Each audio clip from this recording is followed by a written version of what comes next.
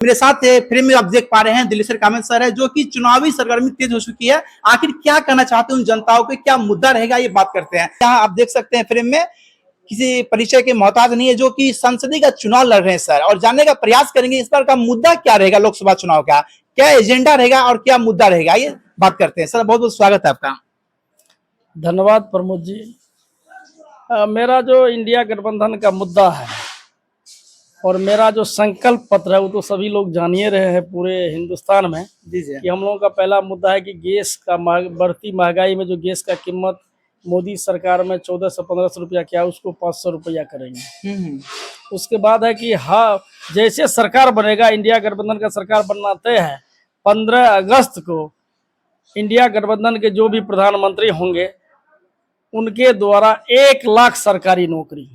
जी जी। हाँ, रक्षाबंधन में हर बहन को प्रत्येक साल 1 लाख रुपया खाता में, 200 यूनिट बिजली फ्री। और बिहार सबसे गरीब राज्य है और यहाँ सबसे महंगा बिजली है, और ये केंद्र सरकार और राज्य सरकार की जवाबदेही थी कि यहाँ बिजली का रेट कम करे, तो वो बिजली का 200 यूनिट फ्री करेंगे। मजदूर किसान का कृषि लोन माफ करेंगे। ये मेरा संकल्प पत्र है इंडिया गठबंधन का। सर बहुत बहुत स्वागत है आपका। धन्यवाद। सर इस बार का मुद्दा क्या रहेगा आपका चुनावी? देखिए, चुनावी मुद्दा मेरा है विकास। जी जी। सबसे पहले मैं रेलवे को प्राथमिकता दूंगा। जी जी। पहले भी मैंने रेलवे को प्राथमिकता दी थी। जी जी। इस सुपौल जिला में कोई रेलवे नहीं था, रेलगाड़ी नहीं चल रही थी। 1934 के भूकंप में रेल ध्वस्त हुआ था, और जो कोसी में ब्रिज था, रेल लाइन था, सारा ध्वस्त हो गया था। उसके बाद 2008 में जो है प्रलयकारी बाढ़ आई थी। बाढ़ में आपको फारबिसगंज से लेके सहरसा तक रेल लाइन ध्वस्त था और रेल चलाचल बंद था। मेरी पहली प्राथमिकता रही इसको चलाने का। 84 वर्षों के बाद मैंने उस कोसी नदी पर जो ब्रिज में बीज लग गया था, उसको उस पर रेल की पटरी बिछा करके सहरसा से निर्मली तक का पहले रेल लाइन का निर्माण करा करके इसको माननीय मुख्यमंत्री आदरणीय नरेंद्र मोदी के कर कमलों के द्वारा उसको शुभारंभ करने का काम किया, और इस कोसी क्षेत्र की जनता को उस मिथिला की जनता क्षेत्र की जनता से जोड़ने का काम किया, और यहाँ की जनता को सारे देश के अन्य राज्यों से जोड़ने का काम किया।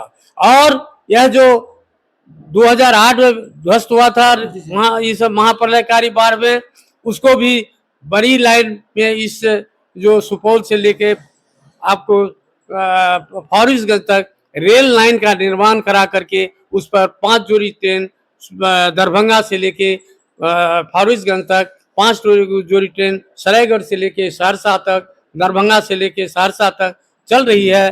3 ठो मेल एक्सप्रेस ट्रेन चल रही है। सुपौल से अररिया गलगलिया नई रेल परियोजनाएं का काम बहुत तेजी से बढ़ रहा है। प्रतापगंज में रेक पॉइंट का निर्माण करके वह भी काम प्रारंभ होने जा रहा है। देश का कुछ पब्लिक का कहना है, आरोप है कि सर जितने के बाद जाते हैं तो ग्राउंड पे उतरते नहीं है, पब्लिक को देखते नहीं, उनको क्या कहिएगा आप सर? देखिए, ऐसी बात नहीं है। हमारे इस लोकसभा में 234 पंचायत है। 234 पंचायतों का मैं भ्रमण किया हूँ, और हम समझते हैं जैसा अन्य सांसद नहीं है जो सभी पंचायतों का भ्रमण कर सके, लेकिन मैंने 234 पंचायतों का भ्रमण किया, और एक पंचायत में 3 से 4 टोला, और जहां महत्वपूर्ण टोला था उसमें बैठकर जनता से संपर्क करने का काम किया है। जनता चाहती है, उनकी इच्छा रहती है जो घर घर जाए। एक सांसद घर घर नहीं जा सकता, उनका जुरिडिक्शन बहुत लंबा रहता है, 6 विधानसभा क्षेत्र रहता है, यह संभव नहीं है। लेकिन मैं इस सारे क्षेत्रों में जाने का काम किया। उसके बाद सभी आपका जो प्रखंड है उसमें बराबर बैठक करते रहा हूं, और इस तरह से जनता से संपर्क रहा है। यह तो कहने की बात है, कुछ तो विरोधी इस तरह कहते हैं नहीं आया, नहीं गया, नहीं मिला, यह कहने के लिए। मेरा जो एजेंडा सुपौल का है कि सुपौल के निवर्तमान सांसद 5 साल में एक भी प्रश्न सुपौल के विकास के लिए लोकसभा में नहीं किया। लोकसभा हिंदुस्तान की सबसे बड़ी पंचायत है, वहां से पूरे देश के विकास का नीति निर्धारण होता है, और दुखद बात है कि वो 60 साल तक सरकार में बड़े पदाधिकारी पर रहे, और मलाई खा के रिटायरमेंट के बाद यहाँ के सांसद बनने का सौभाग्य भी प्राप्त हुआ।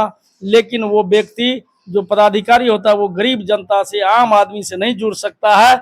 और इसी का परिणाम है कि 5 साल में अभी जा रहे लोगों में काफी आक्रोश है। सर, जनता आपको दोबारा क्यों चुनेगी? आप में क्या ऐसा है जो युवा को नहीं चुन करके जनता आपको ही चुनेगी? क्या ऐसा आप में है? देखिए, जनता जानती है काम करने वाला कौन है, काम किसने किया, विकास किसने किया, उसने विकास को देखा है। आपको अभी मैंने कहा रेलवे जो आपका 84 साल के बाद किसी सांसद ने उसको चलाने का काम नहीं किया। इधर 8 के बाद किसी सांसद ने सुपौल जिला में जो है रेलवे का चलाचल प्रारंभ नहीं किया, मैंने उसको किया। 2 हमारे जिला में जो है जो रेल अभी जंक्शन हो गया सुपौल और सरायगढ़, इस तरह का पहला काम यह है कि यह नई रेल परियोजनाएं उसको लाने का काम किया। आज देखिए बकौर में जो पुल है देख रहे हैं, एशिया का फेमस पुल है, इतना बड़ा पुल कहीं नहीं है। हिंदुस्तान का सबसे बड़ा पुल वो है। हिंदुस्तान का बात नहीं कर रहा हूँ मैं, एशिया का सबसे बड़ा पुल है और उसका निर्माण हमारे इस सुपौल जिला में है। ये केंद्रीय प्रायोजित योजनाएं हैं। हमारे इस जिला में पहले से ही 6 NH था, 2 NH के लिए मैंने प्रयास किया। 4 लेन आपको जो है उसका भी काम प्रारंभ हो गया है, उस पर कार्रवाई हो रही है। 6 लाइन जो है उसके लिए भी DPR तैयार हो गया, जो गोरखपुर से सिलीगुड़ी तक जाएगी। तो जनता क्या चाहती है? 51 सड़क और 30 पुलिया का काम मैंने किया। जनता क्या चाहती है? काम। आज तक का कोई सदस्य ऐसा नहीं है जो लोकसभा में 306 क्वेश्चन किया हो 5 साल के अंदर में। 2 साल 2.5 साल कोरोना था, उसके बावजूद भी मैंने लोकसभा में 306 क्वेश्चन किया, जो बिहार का मैं दूसरा स्थान में सांसदों क्वेश्चन करने में। तो जनता काम चाहती है, विकास। 2019 में जो चुनाव हुई थी तो उसमें जो जनता थी वो टिक नहीं पाई थी। क्या लगता है इस बार आप जो है कैसा चुनावी माहौल रहेगा आपका? नहीं, उस समय में गलत मुद्दा उठा दिया था, लेकिन अब मेरा जीत 400% सुनिश्चित है। हम देख रहे हैं जो एक तरफ मुरझाए हुए चेहरा, थके हुए व्यक्ति, जो डूबता हुआ सूरज है, वो डिप्रेशन में आ गए हैं। अब सुपौल में उन लोगों का आराम करने का समय है। बीमारू व्यक्ति कहां तक जाएंगे? हम एक तरफ नौजवान है, ऊर्जावान है, उगता हुआ सूरज है, हमसे काफी उम्मीद है सुपौल के महान जनता को, और हम उनके उम्मीद पर खरा उतरेंगे। मेरा मुद्दा है सुपौल के विकास के लिए, कोसी तटबंध में जो हमारे गरीब किसान रह रहे हैं उसके लिए कोसी महासेतु से बकौर तक सुरक्षा बांध बनवाएंगे, उस पे पक्की सड़क बनवाएंगे, और मंगा सिहोल से क्या कहते हैं इसको सुशील भैया, बनवाएंगे बांध तक, और उसके बाद बेरिया मंच से मंगा सिहोल तक पक्की रोड बनवाने का काम करेंगे। कारण वहां जो सुदूर देहात के लोग हैं कोसिला के, उसको 70 किलोमीटर घूम के जिला आना पड़ता है, जबकि मात्र 10-12 किलोमीटर होगा। सुपौल में एक बड़ा कारखाना लगाने का काम करेंगे, मेरा सरकार बनना तय है, जिसमें कि लाखों लोग काम करे। और इधर कह रहे हैं मेरा सरकार बनना तय है, लेकिन उधर विपक्ष कहता है इस बार भी 400 पार। उनके लिए क्या जवाब रहेगा आपका? उनका हतोत्साह है। यदि 400 पार रहता तो मेरा जो इलेक्टेड मुख्यमंत्री, 2 मुख्यमंत्री है, एक शेड्यूल्ड ट्राइब से हैं, हेमंत सोरेन जी जो नौजवान है, उसको बिना कारण का जेल में बंद कर दिए।